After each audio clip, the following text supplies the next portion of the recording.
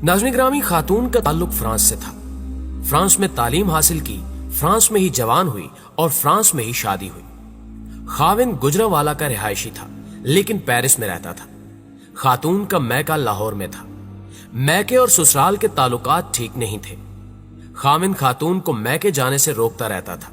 घर गुजरांवाला में था। ये गुजरांवाला में ही रहती थी। पढ़ी लिखी, बाएतमाद और समझदार थी।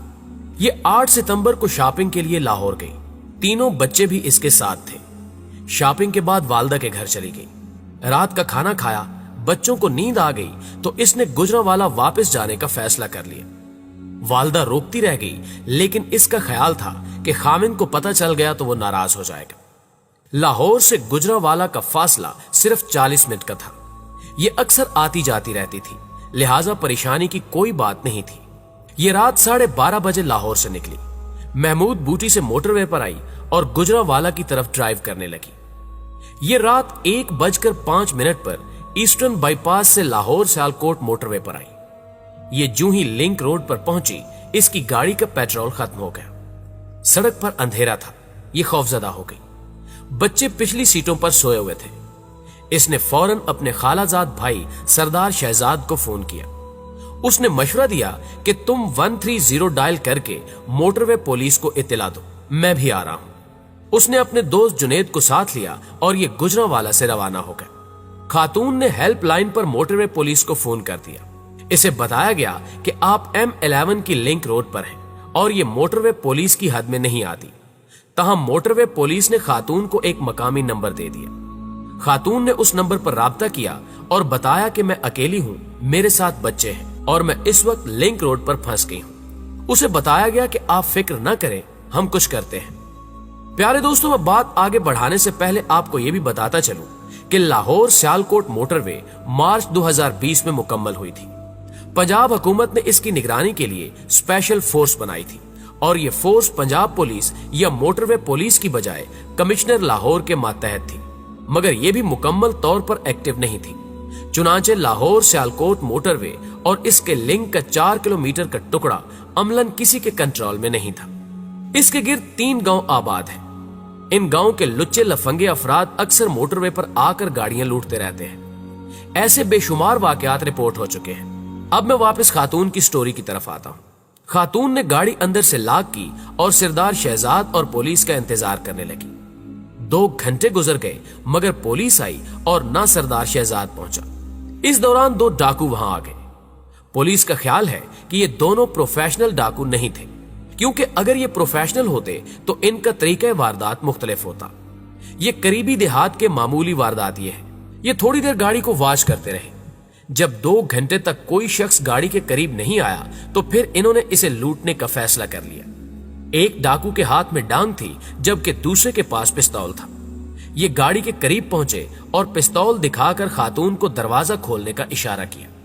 खातून ने इनकार कर दिया। ये धमकियां देने लगे, लेकिन खातून ने दरवाजा ना खोला। ये मुश्तिल हो गए और डंडा मारकर शीशा तोड़ दिया। बच्चों ने रोना शुरू कर दिया। खातून डर कर सड़क की तरफ दौड़ पड़ी। एक डाकू उसके पीछे दौड़ा। इस दौरान वहां से एक गाड़ी गुजरी। गाड़ी के ड्राइवर ने खातून को देख लिया, मगर उसकी स्पीड ज्यादा थी। तहम गाड़ी में सवार खालिद मसूद के ज़हन में खटका आया और उसने 15 पर पुलिस को इत्तला दे दी। इस दौरान दूसरे डाकू ने खातून का 2 साल का बच्चा उठाया और उसे लेकर जंगल की तरफ दौड़ पड़ा। खातून बच्चे को बचाने के लिए गाड़ी की तरफ वापस आ गई। दूसरे डाकू ने उसके दूसरे बच्चे भी गाड़ी से बाहर निकाल लिए। मां बच्चों को बचाने के लिए उनके साथ उलझ पड़ी। वो बार बार बच्चों को कलमा पढ़ने और अल्लाह से मदद मांगने की तलकीन भी कर रही थी। बच्चे चीख रहे थे। खातून डाकुओं की मिन्नतें भी कर रही थी, लेकिन दुनिया में इंसान से बड़ा दरिंदा कोई नहीं होता। ये जब जानवर बनता है तो ये जानवरों को भी शर्मिंदा कर देता है। ये भी दरिंदे थे। ये चारों को धकेल कर सड़क से नीचे खाई में ले गए। आगे जंगल था। एक डाकू ने तीनों बच्चों को साइड पर फेंका और उनके सर पर पिस्तौल रख दिया। बच्चे सिसक रहे थे, जबकि दूसरे डाकू ने खातून को बेबस करना शुरू कर दिया। वो उससे लड़ती रही। इस दौरान पहले डाकू ने बच्चों को मारना शुरू कर दिया। वो मां थी, चुनांचे वो बच्चों की सलामती के लिए ढीली पड़ गई। दूसरा डाकू आगे बढ़ा और पहला बच्चों के सर पर खड़ा हो गया। दोनों डाकुओं को कोई जल्दी कोई परेशानी नहीं थी। दोनों ने इसके बाद गाड़ी से खातून के जेवर, नकदी और एटीएम कार्ड लिए और उससे कहा, खामोश होकर यहां पर बैठी रहो, अगर तुम सड़क पर गई तो तुम चारों को गोली मार देंगे। इस दौरान दूर से मोटरसाइकिल की आवाज आई। वो दोनों उठे और अंधेरे में गुम हो गए। थोड़ी देर में मोटरसाइकिल गाड़ी के करीब पहुंच गए। ये डॉल्फिन फोर्स के 4 एहलकार थे।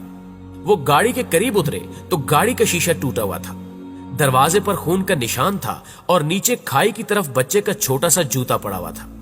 वो चारों जवान डर गए और उन्होंने जोर जोर से कौन है की आवाजें लगाना शुरू कर दी।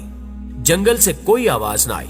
डॉल्फिन फोर्स के एक जवान ने 2 हवाई फायर किए और वो खाई में उतर गया। खाई 15 फुट गहरी थी और उसमें भी अंधेरा था। जवान आवाजें लगाता हुआ आगे बढ़ता गया। आगे खेत शुरू हो गया। उसे अचानक टार्च की रोशनी में जमीन पर कोई चीज दिखाई दी। उसने झुककर देखा तो ये बच्चे का दूसरा जूता था। वो आगे बढ़ने लगा। इस दौरान उसे किसी औरत की डरी सहमी आवाज आई, अल्लाह का वास्ता है, हमें कत्ल ना करो, हम किसी को कुछ नहीं बताएंगे। वो आवाज की तरफ दौड़ा और फिर सामने का मंजर देखकर दहल गया। सामने खेत के किनारे एक खौफजदा औरत बैठी थी। उसके कपड़े फटे हुए थे, जिस्म पर खराशें थीं और 3 खौफजदा बच्चे उसके साथ लिपटे हुए थे। औरत ने बच्चों को अपने दोनों बाजुओं में जकड़ रखा था। पुलिस का जवान खातून के साथ बैठ गया और उसे तसल्ली देना शुरू कर दी, मगर वो उसे पुलिस एहलकार मानने के लिए तैयार नहीं थी। वो इस्राई अंदाज में उसकी मिन्नतें कर रही थी, खुदा के लिए हमें न मारे, हम किसी को कुछ नहीं बताएंगे, आप हमारी गाड़ी भी ले जाएं, मैं आपको और रकम भी मंगवा देती हूं, बस हमें न मारो। पुलिस एहलकार की आंखों में आंसू आ गए। उसने उससे कहा, बहन आप परेशान ना हो, मैं वाकई पुलिस एहलकार हूं। लेकिन वो उसे पुलिस एहलकार मानने के लिए तैयार नहीं थी। इस दौरान दूसरे एहलकार भी आ गए। बच्चे उन्हें देखकर मजीद सहम गए और उन्होंने मां को जकड़ लिया। मां उन्हें बार बार कह रही थी कि तुम आंखें बंद कर लो और कलमा पढ़ो। वो खुद भी कलमा पढ़ रही थी, लेकिन बच्चों की जुबानें गुंग थी और आंखें बंद होना भूल चुकी थी। वो पथराई हुई आंखों से पुलिस एहलकारों और टार्च की लाइट की तरफ देख रहे थे। पुलिस एहलकारों ने वायरलेस पर कंट्रोल ऑफिस को इत्तला दे दी। पुलिस मुतहरिक हो गई। खातून एसएचओ को भी बुला लिया गया। आधे घंटे में पुलिस पहुंच गई। खातून एसएचओ ने खातून को तसल्ली दी, उसके जिस्म पर चादर डाली और ये उसे और उसके बच्चों को लेकर सड़क पर पहुंच गई। इस दौरान खातून का कजन सरदार शहजाद भी पहुंच गया। खातून मेडिकल के लिए तैयार नहीं थी। पुलिस ने उसे बड़ी मुश्किल से रजामंद किया। ये उसे बच्चों समेत अस्पताल लेकर गई। मेडिकल टेस्ट कराए, नमूने लिए और उन्हें घर वालों के हवाले कर दिया। ये लोग घर पहुंच गए, लेकिन आज छठे दिन भी बच्चे फटी हुई आंखों से दरो दीवार को देखते हैं। ये हर अजनबी शख्स को देखकर कांपने लगते हैं और चीख चीख कर कहते हैं कि अंकल हमारी मामा को मत मारे, प्लीज इन्हें छोड़ दें। ये बच्चे अलमिया हैं, लेकिन इनसे बड़ा अलमिया खातून है। ये सारा दिन बाथरूम में गुजार देती है। ये अब तक अपने जिस्म पर हजारों टन पानी बहा चुकी है, लेकिन इसके जिस्म से इस निजाम, इस मुआशरे की घिन नहीं उतर रही। ये खुद को पाक नहीं समझ रही और ये औरत उस वक्त तक पाक नहीं हो सकेगी जब तक हम लोग इस मुल्क को मुल्क और इस मुआशरे को मुआशरा कहते रहेंगे। मैं उमर शेख की बात से इत्तेफाक करता हूँ। असल जिम्मेदार ये औरत है, क्योंकि ये हमें इंसान और कब्र फरोशों की इस बस्ती को मुआशरा समझ बैठी थी। ये बड़ी बेवकूफ थी। ये समझ रही थी कि इस्लामी जमहूरिया पाकिस्तान में भी इंसान बसते हैं और ये इंसान औरतों को औरत नहीं, माँ, बहन और बेटी समझते हैं। ये समझ रही थी कि इस मुल्क में लॉ भी है और आर्डर भी। चुनांचे ये उठी, बच्चों को लिया और रात के वक्त लाहौर से गुजरांवाला रवाना हो गई। और ये भूल गई कि ये रियासत बेशक रियासत मदीना है, लेकिन इसमें हजरत उमर फारूक रजी अल्लाह ताला अन्हो नहीं है। यहाँ औरत तो औरत, बच्चे भी महफूज नहीं है। ये औरत कितनी बेवकूफ थी कि ये दरिंदों के इस गार को मुआशरा समझ बैठी थी। नाज़रीन ग्रामी, आज की वीडियो में बस इतना ही। मुझे पूरी उम्मीद है कि आज की इस वीडियो ने आपको भी अंदर से हिला दिया होगा। अगर वाकई ऐसा है तो वीडियो को लाइक कीजिए और इसे अपने तमाम दोस्तों के साथ शेयर कीजिए। शायद इस तरह हमारी ये आवाज हुकामे बाला तक पहुंच सके और वो इस सिस्टम में कोई जान पैदा कर सके। जल्दी हाजिर होते हैं एक और मालूमाती वीडियो के साथ। तब तक अपना ढेर सारा ख्याल रखिएगा। अल्लाह निगहबान।